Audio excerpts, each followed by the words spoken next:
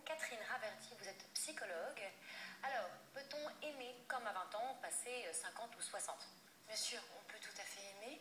Par contre, la forme d'amour n'est peut-être plus la même chose, dans la mesure où les attentes qu'on peut avoir à l'âge de 20 ans ne sont plus du tout les mêmes à l'âge de 50 ans. Alors, quelles sont ces attentes? Environ vers 50 ans, c'est plus un compagnonnage, le fait de traverser le chemin de vie qui reste avec quelqu'un, ne pas rester seul, par exemple. Ce qui n'est pas la même chose à 20 ans, puisqu'on a envie d'avoir des enfants, de construire une famille. Est-ce qu'on est plus exigeant avec les années? Oui, très certainement. Pourquoi? Parce qu'il y a le vécu derrière qui fait qu'effectivement, on ne va plus rechercher les mêmes choses et on est marqué par les histoires d'amour du passé, donc effectivement on devient, malgré tout ce qu'on peut entendre, de plus en plus exigeant. Est-ce que par exemple l'esthétique, le physique a beaucoup d'importance passé 50 ou 60 ans? Bien sûr, ça continue bien sûr avec l'âge, de toute façon il n'y a pas d'âge, et bien sûr toutes les personnes qui vieillissent cherchent bien sûr de plus en plus à justement pouvoir garder leur jeunesse le plus possible, le plus longtemps possible, bien sûr. Quelles sont les principales difficultés que rencontrent donc on va dire les seniors? Alors le problème c'est qu'effectivement ils rencontrent beaucoup trop de personnes.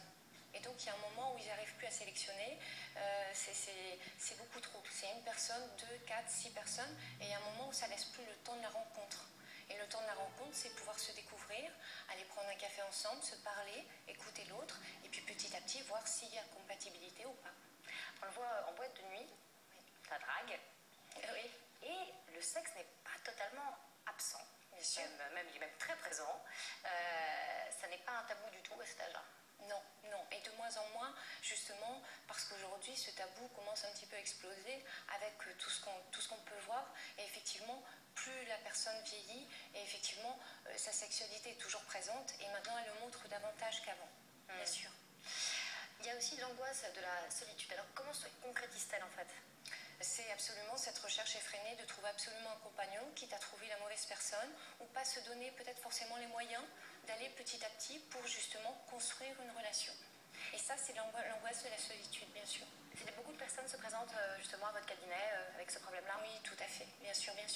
Et le tout, c'est justement faire la part de quel est le besoin, justement, quelle est cette part d'angoisse vis-à-vis de la solitude, et puis à côté, cette recherche d'un compagnon ou d'une compagne qui va se faire un petit peu petit à petit avec le temps, et basée sur une histoire concrète dans la réalité. Alors, souvent, ce sont des personnes qui ont déjà eu une vie auparavant, mais qui ont eu des enfants. Bien sûr. Quelle est la place, le rôle des enfants dans cette recherche de l'âme sœur et puis aussi après dans ce nouveau couple qui se construit? Des fois, ça peut poser beaucoup de soucis parce que ça se surajoute en fait, parce qu'on demande un petit peu l'avis des enfants, ou les enfants prennent un petit peu part par rapport à cette future histoire d'amour qui va se construire. Donc quelquefois on peut voir ça, et puis aussi il y a l'arriéré où effectivement si on s'est marié une fois, 2 fois ou 3 fois, effectivement l'histoire de vie n'est plus pareille, le chemin de vie n'est plus du tout la même chose. Alors qu'est-ce qu'il faut dire aux enfants? Il faut leur dire de se tenir à l'écart de la nouvelle vie sentimentale de leurs parents? Voilà, exactement, de laisser un petit peu les parents vivre leur vie, de toute façon c'est leur intimité, leur vie sexuelle, donc effectivement ils n'ont pas à prendre part à tout ça. Il faut laisser la femme et l'homme et différencier le papa et la maman. Comme ils sont enfants, effectivement, il faut les laisser enfants. Donc il ne faut surtout pas s'en mêler. Est-ce qu'à 50 ou 60 ans, on peut oublier qu'on est parent?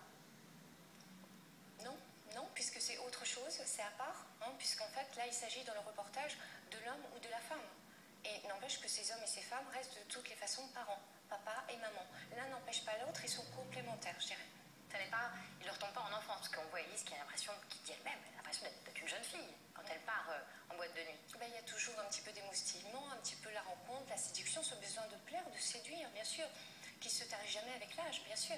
Qui reste le même. Ah oui, qui reste le même, bien sûr. Merci beaucoup d'avoir été avec nous ce soir, Catherine Raverdy. Je rappelle donc que vous êtes psychologue. Merci à vous.